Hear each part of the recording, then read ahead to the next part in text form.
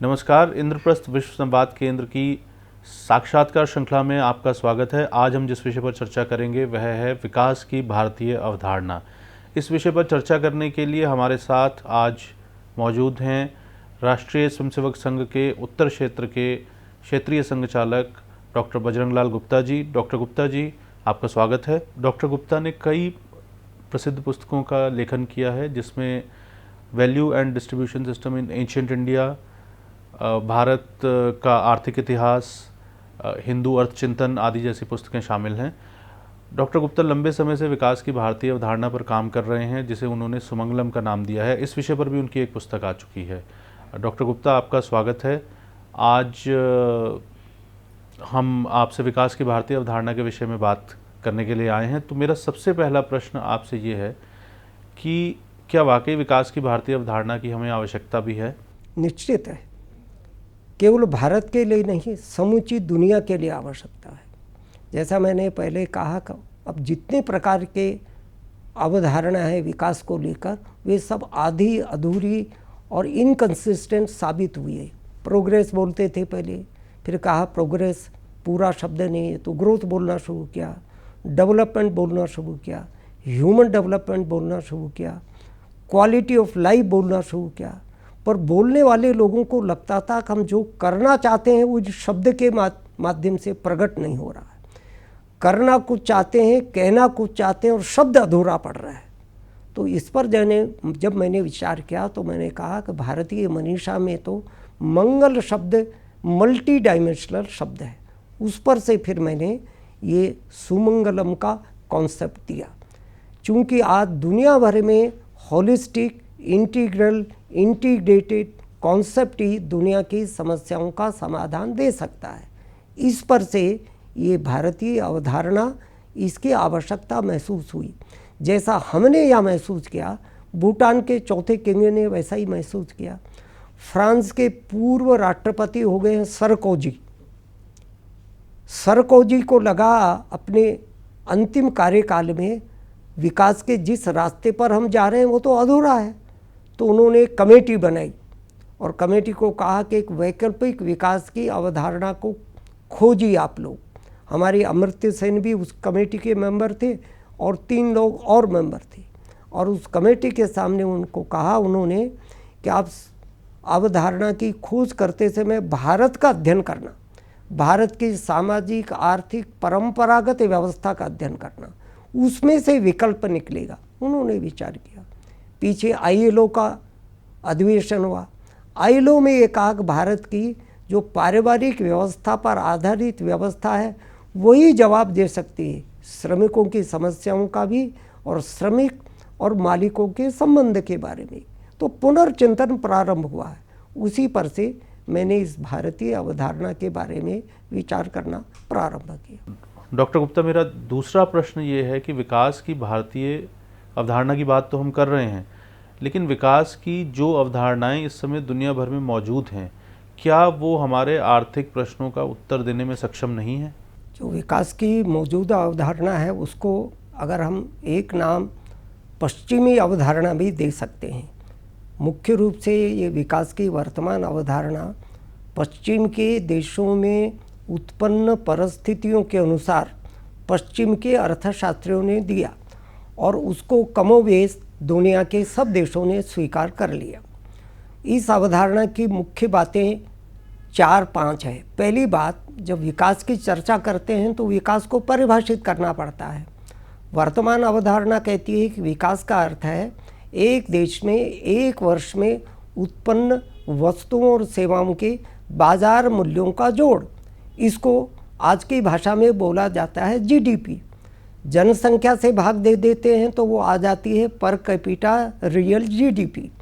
तो दुनिया के सब देशों में कौन देश विकसित है, कौन देश पिछड़ा है, कौन देश विकास कर रहा है, कौन देश विकास नहीं कर रहा है, GDP के आधार पर मापा जाता है। मेरा इस पर सबसे बड़ा ऑब्जेक्शन ये है कि ये माप ही गलत है। हम जिस प्रकार से GDP को मापते हैं वही दोषपूर्ण है। मैं 2 उदाहरण देता हूँ। GDP की गणना करते समय हम अपने गृह कार्यों में लगी हुई माताओं बहनों गृहिणियाँ जो अपने घर में रहकर बहुत सारी वस्तुओं का उत्पादन करती है, उत्पादन तो हो रहा है देश में, पर वो जीडीपी में शामिल नहीं हो पाता। भारत जैसे देश में ऐसा बहुत सारी वस्तुओं और सेवाओं का उत्पादन परिवार में होता है। पश्चिम के देशों में ये सब काम बाजार में होता है, इसलिए उनकी जीडीपी बढ़ गई है, हमारी जीडीपी कम हो गई है। कोई अपने घर के पीछे किचन गार्डन में सब्जी लगा लेता है और सीधा सब्जी तोड़ा और पका लिया, वो बाजार मूल्य नहीं है उसका, वर्तमान जीडीपी में उसको शामिल नहीं करते हैं। हमारे देश का किसान जो कुछ पैदा करता है, पैदा करने के बाद अपने घर के काम के लिए उसको उपभोग करने के लिए रख लेता है, बचे हुए को बाजार में बेचने के लिए ले जाता है, उसको बोलते हैं मार्केटेबल सरप्लस। तो जीडीपी में गणना मार्केटेबल सरप्लस की होती है, सेल्फ कंजम्पशन की नहीं होती। इसलिए कुल मिलाकर के वर्तमान जीडीपी की गणना दोषपूर्ण है। दूसरी बात, ये विकास की मौजूदा अवधारणा ये कहती है कि जितना ज़्यादा उपभोग करोगे उतना ही ज़्यादा डिमांड आएगी, डिमांड आएगी तो प्रोडक्शन होगा, प्रोडक्शन होगा तो एम्प्लॉयमेंट बढ़ेगा, ये सब काम होगा तो ग्रोथ रेट बढ़ेगा। तो दुनिया भर में इसके कारण से कंज्यूमरिज्म आ गया। 2008 में जो कुछ भी अमेरिका में ग्लोबल फाइनेंशियल क्राइसिस आया, उसका एक बड़ा कारण ये कंज्यूमरिज्म था। तो वर्तमान अवधारणा कंज्यूमरिज्म पर आधारित होने के कारण से समूची दुनिया के लिए संकट पैदा कर रही है। इस अवधारणा की तीसरी बात यह है, ज़्यादा से ज़्यादा उत्पादन करो, और ज़्यादा उत्पादन करने के लिए दो काम करने पड़ते हैं। एक काम बड़ी बड़ी मशीनों वाले बड़े बड़े उत्पादन तंत्र का निर्माण। तो मशीनें ज़्यादा काम करेगी, मनुष्य कम काम करेगा, तो बेरोजगारी बढ़ेगी। तो वर्तमान मौजूदा विकास की अवधारणा बेरोजगारी बढ़ा रही है। और दूसरा काम इसमें करना पड़ता है indiscriminate exploitation of natural resources. प्राकृतिक साधनों का बेरहमी से शोषण हो रहा है, तो प्रकृति का ह्रास हो रहा है, पर्यावरण का ह्रास हो रहा है, प्रदूषण बढ़ रहा है। इसलिए मौजूदा विकास की अवधारणा वर्तमान समस्याओं का समाधान नहीं कर रही है, समस्याओं को बढ़ा रही है। विकास की भारतीय अवधारणा की बात करें तो वास्तव में यह अवधारणा है क्या? आपने इसे सुमंगलम का नाम दिया है, इसकी मुख्य बातें क्या हैं? अगर इस कॉन्सेप्ट को, सुमंगलम के कॉन्सेप्ट को अगर हम अपने दर्शकों को एक लेमन लैंग्वेज में एक्सप्लेन करना चाहें तो इसकी मुख्य विशेषताएं क्या हैं? मैंने जब विकास के बारे में सोचना प्रारंभ किया तो थोड़ी बहुत मात्रा में दुनिया भर के साहित्य को पढ़ा और दुनिया के जिन जिन देशों में विकास के नाम पर जो कुछ हुआ है उसके परिणाम क्या है उसको भी देखने का प्रयत्न किया। तो ध्यान में आया विकास के नाम पर तो विनाश हो रहा है, और ये बात अब दुनिया भर के सब विचारक बोल रहे हैं। ह्यूमन डेवलपमेंट रिपोर्ट 1990 से आना प्रारंभ हुई। 1996 की रिपोर्ट ने बोला कि वर्तमान विकास ने क्या दिया, तो रोजगार विहीन विकास दिया। विकास तो हुआ पर रोजगार नहीं मिला। उसने कहा कि निष्ठुर विकास है, मर्सीलेस डेवलपमेंट है। उसने कहा ये जड़हीन विकास है, रूटलेस डेवलपमेंट है। और उसने आगे कहा ये भविष्यहीन विकास है, जिसका कोई फ्यूचर नहीं है। मैंने इसमें जोड़ दिया ये संस्कारहीन विकास है। इसलिए हमको विकास के बारे में नए ढंग से विचार करना पड़ेगा। जब नए ढंग से विचार करने का प्रश्न उपस्थित हुआ तो फिर उस पर से मैंने ये कहा कि कुल मिलाकर भारतीय जीवन मूल्यों में, भारतीय दृष्टि से, भारतीय मनीषा ने जो कुछ भी सोचा है उसके आधार पर विकास के बारे में हम कुछ विचार कर सकते हैं क्या। तो उसमें से ध्यान में आया कि वर्तमान के जितने कॉन्सेप्ट है वो अधूरे हैं। हम पहले क्या बोलते रहे, प्रोग्रेस शब्द का प्रयोग किया, फिर कहा कि ये अधूरा है तो ग्रोथ शब्द का प्रयोग हुआ, फिर कहा नहीं ये ग्रोथ भी अधूरा है तो डेवलपमेंट शब्द का प्रयोग हुआ, फिर डेवलपमेंट को भी अधूरा माना तो ह्यूमन डेवलपमेंट हुआ, फिर क्वालिटी ऑफ लाइफ हुआ। सब शब्द देने वाले ये स्वीकार कर रहे हैं हम जो कुछ करना चाहते हैं, जो कुछ कहना चाहते हैं, हमारे पास कोई कॉन्सेप्चुअल टर्म नहीं है। तो हम भारत में मंगल की बात करते हैं, तो मैंने मंगल के शब्द में से सुमंगलम कहा। ये सुमंगलम मल्टी डायमेंशनल है, बहुआयामी है। इसके केवल आर्थिक आयाम नहीं है, इसके सांस्कृतिक आयाम है, इसके राजनीतिक आयाम है, इसके सामाजिक आयाम है।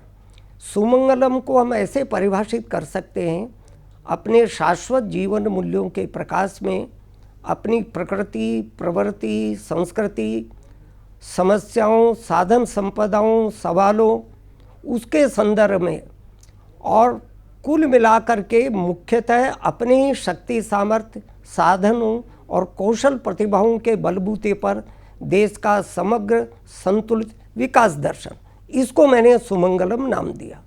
तो इसलिए मैंने ये सुमंगलम की बात कही। इसका मुख्य उद्देश्य सुमंगलम का क्या है?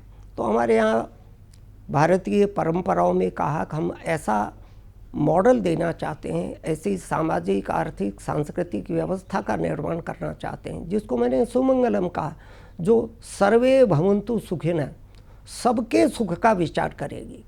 किसी एक सेक्शन का, एक फ्रेगमेंट ऑफ द सोसाइटी का, एक वर्ग का विचार नहीं करेगी। और हमारे यहाँ तो उससे भी आगे बढ़ गए। कहा कि जब सर्वे भवन्तु सुखिनः कहा जाता है तो इसका अर्थ ये हो सकता है कि हम मनुष्यों के सुख की बात करते हैं। तो फिर हमारे यहाँ कहा गया सर्वे भूत हिते रतः, सब भूत प्राणियों का हित जिसमें होता है। तो पर्यावरण आ गया, जीव जंतु आ गए, पेड़ पौधे आ गए, मनुष्य आ गए। तो सुमंगलम एक ऐसा कॉन्सेप्ट है जिसके द्वारा हम समूची सृष्टि, समूचे समाज के, सब मनुष्य जगत का, प्राणी जगत का, पशु जगत के मंगल का, उसके विकास का विचार करते हैं। इसलिए सर्वआयामी, बहुआयामी अवधारणा है। परंतु ये तो एक मुख्य उद्देश्य हुआ। इसके 5 सब एम्स हैं। पहला है, इसके द्वारा सबको रोटी की व्यवस्था होगी। रोटी यहाँ प्रतीकात्मक शब्द है। रोटी का मतलब है देश में, समाज में जन्म लेने वाले प्रत्येक व्यक्ति की मूलभूत आवश्यकताओं की पूर्ति की गारंटी होगी। दुनिया में आज कहीं पर भी किसी भी विकास मॉडल में वह उस देश में रहने वाले प्रत्येक व्यक्ति की मूलभूत आवश्यकताओं की पूर्ति की गारंटी नहीं है, हम देंगे। दूसरी बात इसमें हमने कहा सबको स्वास्थ्य। स्वास्थ्य का मतलब है 3 प्रकार का स्वास्थ्य, शारीरिक स्वास्थ्य, मानसिक स्वास्थ्य और भावनात्मक स्वास्थ्य। और ये कैसे देंगे? अकेली एलोपैथी से नहीं दे सकते। तो एलोपैथी भी आएगी, आयुर्वेद भी आएगी, प्राकृतिक चिकित्सा भी आएगा, इसमें योग भी आएगा, प्राणायाम भी आएगा। होलिस्टिक हेल्थ सिस्टम इस सुमंगलम में बनेगा, उसके आधार पर देंगे।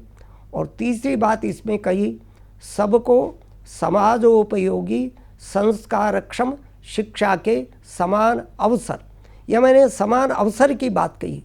शिक्षा संस्कार देने वाली होनी चाहिए, समाज के लिए उपयोगी होनी चाहिए। आज की शिक्षा के कंटेंट्स में तो हम बहुत सारी ऐसी शिक्षा देते हैं जो समाज के लिए उपयोगी नहीं है। और चौथी बात मैंने कही है जो बड़ी महत्वपूर्ण है, वो है सबको रोजगार, हर हाथ को काम। आज की व्यवस्था में बेरोजगारी बढ़ रही है, रोजगार नहीं बढ़ रहे। जितनी मात्रा में रोजगार चाहने वाले लोगों की संख्या बढ़ रही है। और अंत में 5वीं बात मैंने कही है, सबको सुरक्षा, सब प्रकार के आंतरिक बाहरी सुरक्षा। ये 5 बातों को जो पूरा कर सकती है उसको मैंने कहा सुमंगलम या विकास की भारतीय अवधारणा। विकास की इस भारतीय अवधारणा को लागू करने के लिए हमें करना क्या होगा? और मुझे बहुत अच्छा प्रश्न किया आपने। कई बार भारत के विचार को सुनने के बाद में ये आशंकाएं जो भारतीय मनीषा को कम समझता है, कम जानता है, उसके मन में उत्पन्न होना ये स्वाभाविक है। हमने उपभोग को मना नहीं किया है किसी भी व्यवस्था में। हमने इतना ही कहा उपभोग को सीमित, संयमित, सदाचारी रखना पड़ेगा। इस प्रकार से उपभोग की शैली और जीवन शैली अपनानी पड़ेगी जिसके कारण से देश के सब व्यक्तियों को ज़रूरत का सामान मिल जाए।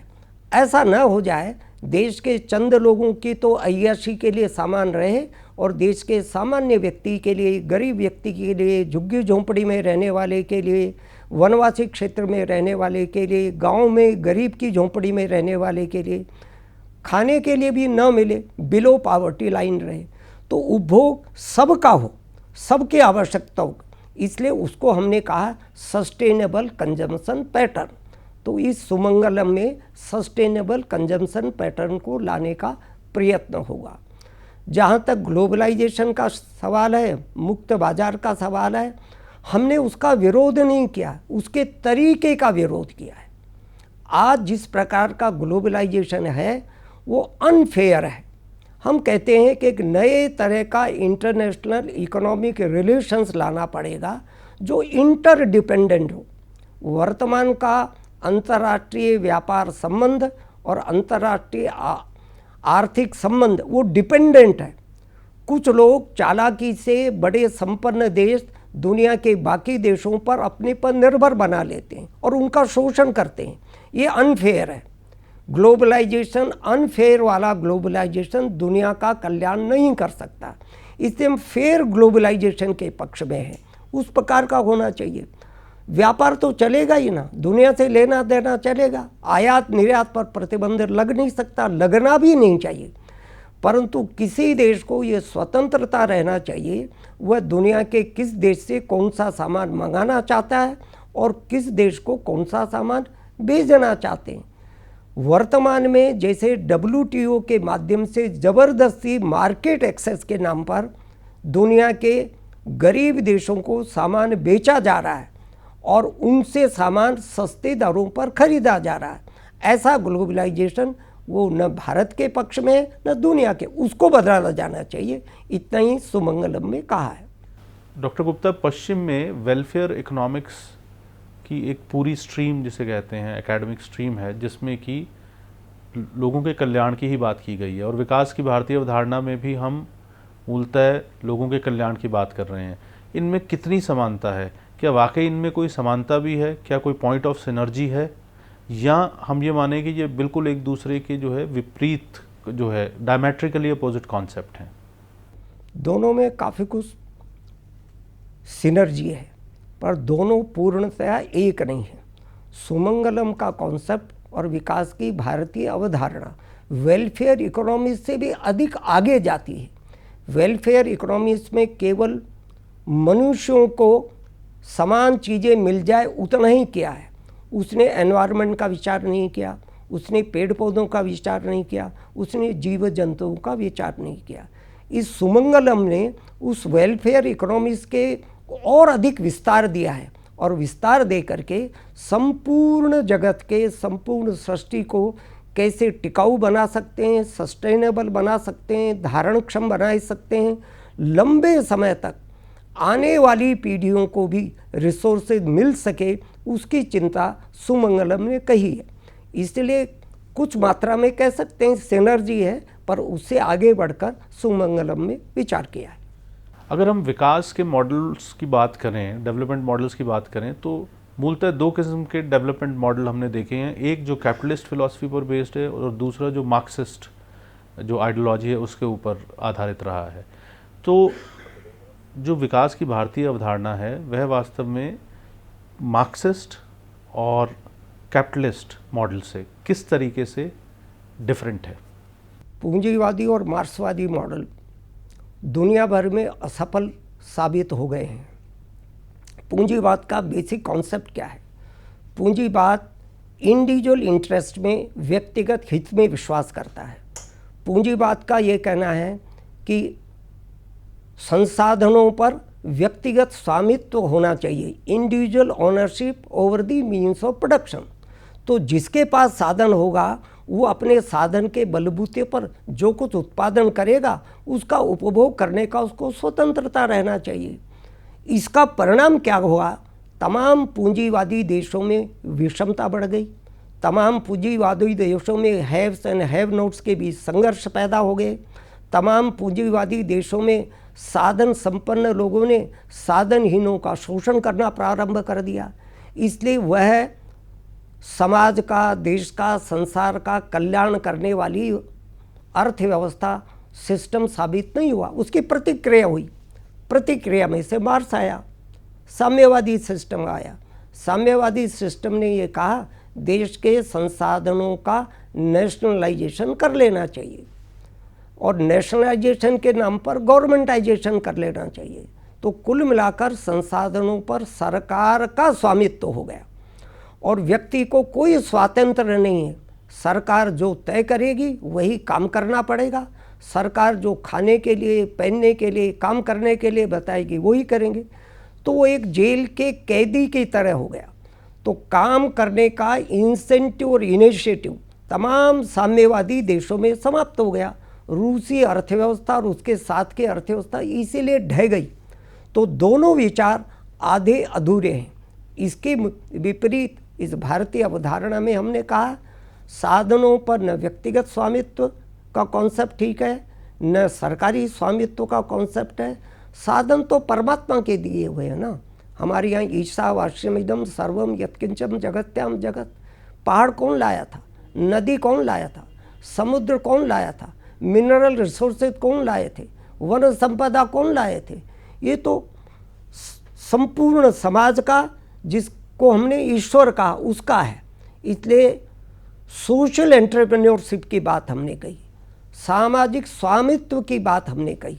उसको स्वीकार करेंगे तो उसके परिणाम स्वरूप न तो शोषण होगा और न ही किसी भी प्रकार के और व्यक्ति की गरिमा को समाप्त होगी। इसलिए सुमंगल का कॉन्सेप्ट पूंजीवादी व्यवस्था और समाजवादी व्यवस्था दोनों से अधिक बड़ा, व्यापक, अधिक मंगलमय कॉन्सेप्ट है। Doctor Gupta, professor MG. Bokare ने 1992 में एक पुस्तक प्रकाशित की थी, हिंदू इकोनॉमिक्स। विकास की जिस भारतीय अवधारणा की हम बात कर रहे हैं, उस पूरी यात्रा के अंदर उस अवधारणा को स्थापित करने के प्रयासों में इस पुस्तक का क्या महत्व है? आपने बहुत अच्छा विषय निकाला है अरुण जी, और ये भी इंटरेस्टिंग चैप्टर है। कभी प्रोफेसर एम.जी. बोकरे मार्क्सवादी पार्टी के इंटेलेक्चुअल सेल के गाइड एंड फिलोसफर होते थे। बहुत प्रामाणिक व्यक्ति थे। नागपुर यूनिवर्सिटी के वाइस चांसलर थे। जैसा आपने कहा कि वो दत्तोपंत जी के संपर्क में आए, कुछ हमारे और लोगों के संपर्क में आए, पर प्रामाणिक व्यक्ति थे, ईमानदार व्यक्ति थे। उनको कहा कि एक ऑल्टरनेटिव है, भारतीय शास्त्रों का आपने अध्ययन किया है क्या? तो उन्होंने तो किया नहीं था। तो उन्होंने भारतीय शास्त्रों का अध्ययन करना प्रारंभ किया और उन्होंने कहा कि मेरी तो आंखें खुल गई है। मैं जो कुछ अब तक कहता रहा, सुनता रहा, बताता रहा, पढ़ाता रहा, वो तो सब कुछ विपरीत था। उस पर से फिर उन्होंने ये हिंदू इकोनॉमिक्स नाम की पुस्तक लिखी। और जब स्वदेशी जागरण मंच का गठन हुआ तो सबसे पहले वो स्वदेशी जागरण मंच के अखिल भारतीय संयोजक बने। इस हिंदू अर्थशास्त्र की पुस्तक में उन्होंने ये बताने का प्रयत्न किया है कि हिंदू चिंतन में, भारतीय चिंतन में कहीं दकियानूसी नहीं है। और ये जो गलतफहमी लोगों के मन में थी, हमने आर्थिक प्रश्नों पर विचार ही नहीं किया है। हम तो केवल और धर्म की, शास्त्र की, दर्शन की, हिमालय की कंदराओं में जाकर तपस्या करने की यही बात करते हैं। हिंदू शास्त्रों में कहाँ अर्थशास्त्र की, आर्थिक वस्तुओं की? तो उन्होंने सबसे पहले ये सिद्ध करने का प्रयत्न किया, गहरा अर्थशास्त्र है, गहरे आर्थिक सिद्धांत है। और वो पुस्तक दुनिया भर में बड़ी प्रसिद्ध हुई। ये हमारे देश का दुर्भाग्य है, सो कॉल्ड सेक्युलरिस्ट के कारण से, और जो केवल बंद दिमाग रख कर के खास तरह की लीक पर ही चलते हैं, उन्होंने उसको जितना महत्व देना चाहिए था वो नहीं दिया है। परंतु मुझे विश्वास है अब वर्तमान की पीढ़ी धीरे धीरे उस चिंतन की ओर आ रही है। एकेडमिक सर्कल में भी, यूनिवर्सिटी सर्कल में भी, रिसर्च के सर्कल में भी बोकरे जी और बोकरे जी जैसे समकक्ष लोगों ने, जिन्होंने इसी प्रकार का विचार किया है, वह विचार फिर से महत्व प्राप्त करेगा। डॉक्टर गुप्ता, मैं आपसे ये जानना चाहूँगा कि क्या पश्चिम में कोई ऐसा अर्थशास्त्री है या वहाँ कोई विकास का कोई ऐसा मॉडल डेवलप हुआ है जो कि जिस भारतीय अवधारणा की हम बात कर रहे हैं, विकास की भारतीय अवधारणा की, उससे थोड़ा कम से कम जो है, जिसको कह सकते हैं कि उसके आसपास कहीं हो, उसके कहीं करीब हो? क्या कोई ऐसा मॉडल या कोई ऐसे अर्थशास्त्री हैं पश्चिम में? दो तीन बातें हैं। पहली बात तो यह है कि पश्चिम के अनेक चिंतक लोग स्वयं सवाल उठा रहे हैं कि विकास के जिस मॉडल पर हम चले जा रहे हैं वो मॉडल तो वो रिजल्ट नहीं दे पा रहा है जिस रिजल्ट की हमने कल्पना की थी। एक बहुत बड़े इकोनॉमिस्ट हो गए हैं बाल्डविन, उन्होंने डाइसेंट ऑन डेवलपमेंट ऐसे करके पुस्तक लिखी। गुनार मिडल बहुत बड़े सोशल साइंटिस्ट थे, इकोनॉमिस्ट भी थे, स्वीडिश इकोनॉमिस्ट थे, उन्होंने एशियन ड्रामा लिखा, उन्होंने अगेंस्ट द स्ट्रीम पुस्तक लिखी। उसमें लगभग वही बातें कही है जो हमने कहने का प्रयत्न किया है। तो पश्चिम में भी धीरे धीरे करके इस विचार के बारे में पुनर्चिंतन प्रारंभ हुआ है। ये ह्यूमन डेवलपमेंट रिपोर्ट 1990 से प्रकाशित होना प्रारंभ हुआ, उसका जीनस ही है। उन्होंने कहा केवल जीडीपी बेस ग्रोथ मॉडल दुनिया के लिए सही चित्र प्रस्तुत नहीं करता, इसके साथ और जोड़ना चाहिए। उन्होंने 3 पैरामीटर जोड़े। उसके बाद में दुनिया भर के अनेक चिंतकों ने, किसी ने 16 पैरामीटर जोड़े, किसी ने 64 पैरामीटर्स जोड़े। और अपने पड़ोस में ही छोटा सा देश है भूटान, भूटान के 4th किंग, उन्होंने एक नया कॉन्सेप्ट दिया। उन्होंने कहा किसी भी देश के विकास को मापा जाना चाहिए ग्रॉस नेशनल हैप्पीनेस के माध्यम से, GNH। ये उन्होंने दुनिया भर में प्रचारित हो गया वो कॉन्सेप्ट। और वो कॉन्सेप्ट देते हुए उन्होंने कहा भूटान में हम जो माप करेंगे केवल तथाकथित GDP के आधार पर नहीं करेंगे, क्योंकि वो बौद्ध देश है, तो जीवन में लोगों के में बौद्ध परंपराएं कितनी आ रही उसके आधार पर भी देखेंगे, पर्यावरण की रक्षा कितना कर पा रहे हैं उसके आधार पर ही देश की हैप्पीनेस को मापेंगे।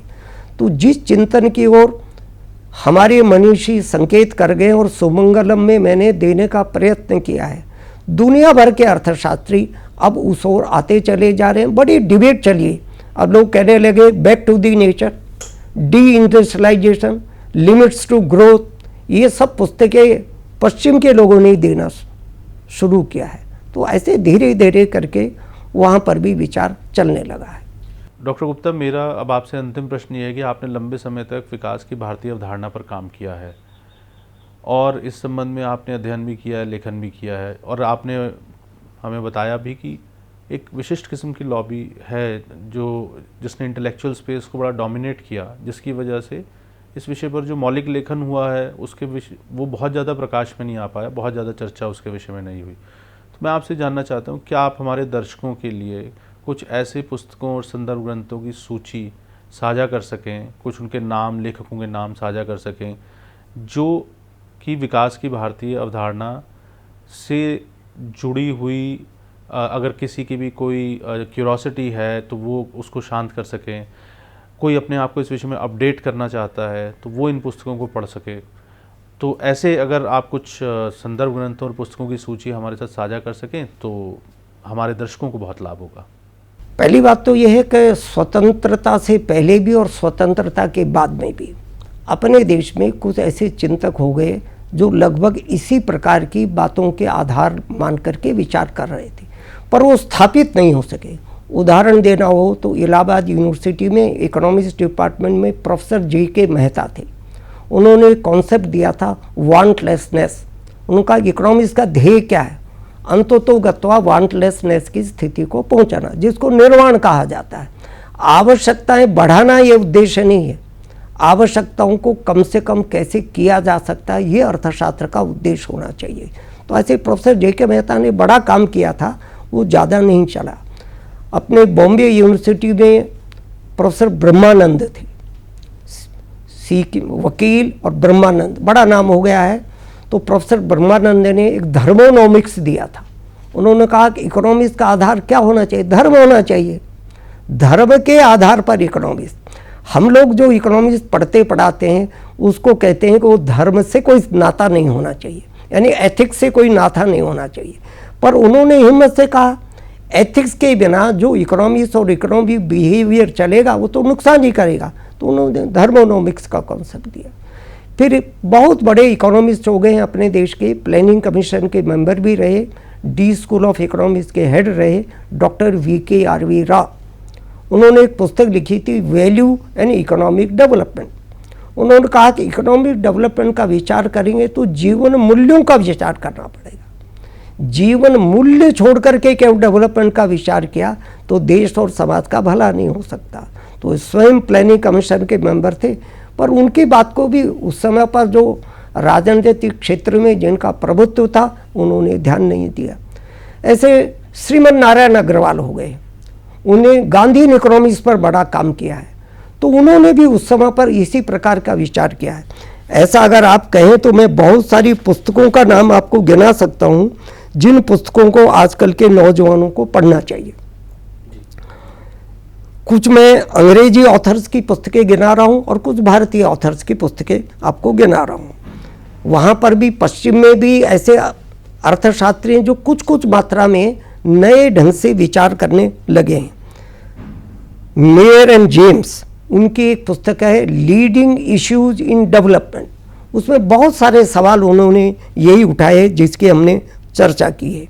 एक दूसरे हैं एस डडले, उनका एक इंटरनेशनल सेमिनार में उन्होंने एक पेपर प्रेजेंट किया था, उसका नाम ही ये था द मीनिंग ऑफ डेवलपमेंट। नए ढंग से उन्होंने डेवलपमेंट को परिभाषित करने का प्रयत्न किया है। अपने देश के इकोनॉमिस्ट और जिनको नोबेल प्राइज मिला अमर्त्य सेन, उनका डेवलपमेंट एज फ्रीडम बहुत अच्छी पुस्तक है। उन्होंने डेवलपमेंट को कहा, डेवलपमेंट को क्या माने, फ्रीडम। फ्रीडम किस प्रकार, किन किन बातों से फ्रीडम, भूख से फ्रीडम, विषमता से, ऐसा विस्तार से कहा। तो उन्होंने भी इस एंगल से डेवलपमेंट को देखने का प्रयत्न किया है। फिर एक बहुत बड़े साइंटिस्ट हो गए हैं कापरा, उसमें बहुत कुछ विचार, अनकॉमन विजडम करके उनकी किताब है, उसमें यही मिलता है। फिर अपने देश के बहुत बड़े अर्थशास्त्री हैं, वर्तमान में भी है, VR पंचमुखी। उनकी एक स्टडी है 50 ईयर्स ऑफ डेवलपमेंट। भारत के 50 वर्ष के डेवलपमेंट की यात्रा को उन्होंने एक्सरे किया है, इवोल्यूशन किया है, कहाँ ठीक रहा, कहाँ हम भटक गए और कहाँ उसको ठीक करने का प्रयत्न करना चाहिए। डॉक्टर VKRV राव की मैंने आपको बात की है। गुलार मिर्डल, उसकी 2 पुस्तकें पढ़ने लायक हैं, एशियन ड्रामा और दूसरी अगेंस्ट द स्ट्रीम। फिर अपने देश में एक बहुत बड़े विचारक हो गए हैं KV रंगास्वामी अयंगर, उनकी पुस्तक है aspects of ancient Indian economic thought. Bokare ji की पुस्तक की बात हम कर चुके हैं। अपने पूर्व राष्ट्रपति अब्दुल J कलाम ने राजन के साथ मिलकर के एक पुस्तक लिखी थी जो काफ़ी प्रचारित हुई, इंडिया 2020। बहुत अच्छी पुस्तक है, उसमें बहुत सारे विषयों को उन्होंने लगभग इसी प्रकार से उठाया है। ऐसी उनकी दूसरी पुस्तक आचार्य महाप्रज्ञ के साथ मिलकर के आई, जैन संत थे, उस पुस्तक का नाम है the family and the nation. फिर ये जो ग्रॉस नेशनल हैप्पीनेस की मैंने भूटान किंग की बात की है, उस पर एक एडिटेड बुक है, कर्मा वूरा एंड कर्मा गेले, इन्होंने मिल करके लिखा है। श्रीमन नारायण ने टुवार्ड्स द गांधीयन प्लान ऐसी करके पुस्तक है। एक अपने डॉक्टर श्यामा चरण दुबे हो गए हैं, बहुत अच्छी पुस्तक, बहुत समाजशास्त्री, उन्होंने लिखा विकास का समाजशास्त्र। बहुत अच्छे तीखे सवाल उठाए वर्तमान में, तो अच्छा है। और अपने देश के पूर्व शिक्षा मंत्री और देश के जाने माने राजनीतिक चिंतक भी हैं और इलाहाबाद यूनिवर्सिटी में फिजिक्स के प्रोफेसर रहे डॉक्टर MM जोशी। उनकी पुस्तक है science, sustainability and Indian national resurgence. मैंने भी काम किया है, मेरी 3-4 पुस्तकें देखने लायक है। एक जो मेरी रिसर्च वर्क है value and distribution system in ancient India, दूसरी हिंदू अर्थचिंतन और तीसरी है पर्यावरण प्रेमी हिंदू दृष्टि। और जिसके अपन चर्चा कर रहे हैं ये पुस्तक भी मेरी आई है, विकास का एक नया प्रतिमान सुमंगलम। ये 5 भाषाओं में प्रकाशित है, हिंदी में, अंग्रेजी में, गुजराती में, उड़िया में और कन्नड़ में। ऐसे 5 भाषाओं में ये पुस्तक है। ऐसी कई पुस्तकें और भी हैं जिनका अध्ययन करें तो काफ़ी कुछ भारतीय इस अवधारणा के या पश्चिम की वर्तमान में चल रही अवधारणाओं पर सवाल उठाकर नए विकल्प तलाशने की प्रेरणा देती है। डॉक्टर गुप्ता, आपका बहुत बहुत धन्यवाद। आपने इतना समय जो है निकाला और इस विषय पर इतने विस्तार से हमारे साथ चर्चा की। बहुत बहुत धन्यवाद, नमस्कार। तो साथियों, ये था इंद्रप्रस्थ विश्व संवाद केंद्र की साक्षात्कार श्रृंखला में हमारा ताज़ा साक्षात्कार, जिसमें हमने डॉक्टर बजरंग लाल गुप्ता जी से विकास की भारतीय अवधारणा पर बात की। हमें उम्मीद है कि आपको ये साक्षात्कार पसंद आया होगा। इस विषय पर आप हमें अपना फीडबैक ivskdaily@gmail.com पर भेज सकते हैं। जल्दी ही हम एक और नया साक्षात्कार लेकर आपके सामने हाजिर होंगे। तब तक के लिए नमस्कार।